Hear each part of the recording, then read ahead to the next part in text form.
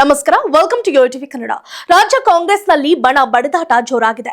ಈಗಷ್ಟೇ ದೆಹಲಿಗೆ ಹೋಗಿ ಬಂದಿರುವ ಡಿಕೆ ಶಿವಕುಮಾರ್ ಅವರು ಹೈಕಮಾಂಡ್ ಎದುರು ಸಿಎಂ ಸಿದ್ದರಾಮಯ್ಯ ಬಣದ ಸಚಿವರುಗಳ ವಿರುದ್ಧ ದೂರುಗಳನ್ನ ನೀಡಿದ್ದಾರೆ ಎಂದು ಹೇಳಲಾಗ್ತಿದೆ. ಇದರಿಂದ ಸಿಎಂ ಆಪ್ತರ ಗುಂಪಿನಲ್ಲಿ ಆತಂಕ ಶುರುವಾಗಿದೆ.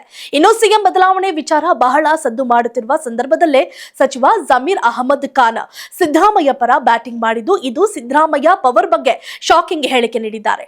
ಹೌದು, ಯಾವಾಗಲೂ ಸಿಎಂ ಸಿದ್ದರಾಮಯ್ಯ ಜೊತೆಯಲ್ಲಿ ಕಾಣಸಿಗುವ ಸಚಿವ ಜಮೀರ್ ಅಹಮದ್ ಖಾನ್ ರೋಷಾವೇಶದಿಂದ ಮಾತನಾಡಿರುವುದು ಶಾಕಿಂಗ್ ಆಗಿದೆ. ಸಿಎಂ ಸಿದ್ದರಾಮಯ್ಯ ಬೆಂಕಿ ಇದ್ದಂತೆ, ಯಾರಿಂದಲೂ ಮುಟ್ಟೋಕೆ ಆಗೋದೇ ಇಲ್ಲ, ಮುಟ್ಟಿದ್ರೆ ಭಸ್ಮ ಆಗ್ತಾರೆ. ಸಿಎಂ ಸ್ಥಾನ, ಕೆಪಿಸಿಸಿ ಸ್ಥಾನ ಖಾಲಿ ಇಲ್ಲ. ಕೆಪಿಸಿಸಿ ಅಧ್ಯಕ್ಷ ಸ್ಥಾನದಲ್ಲಿ ಡಿಕೆ ಶಿವಕುಮಾರ್ ಇದ್ದಾರೆ, ಸಿಎಂ ಸ್ಥಾನದಲ್ಲಿ ಸಿದ್ದರಾಮಯ್ಯ ಇದ್ದಾರೆ. ಸಿಎಂ ಕುರ್ಚಿ ಖಾಲಿ ಇದ್ರೆ ತಾನೇ ಬದಲಾವಣೆಯ ಚರ್ಚೆ. ನಾವು ಸಿಎಂ ಸಿದ್ದರಾಮಯ್ಯ ಅವರನ್ನ ಟಗರು ಅಂತೀವಿ ಎಂದು ಹೇಳಿದ್ದಾರೆ.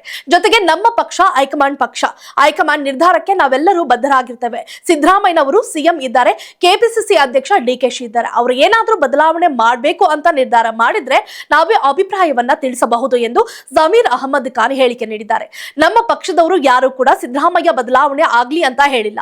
ಎಲ್ಲಾ ಸಮಾಜಕ್ಕೂ ಸಿಎಂ ಆಗ್ಬೇಕು ಅಂತ ಆಸೆ ಇರ್ತದೆ.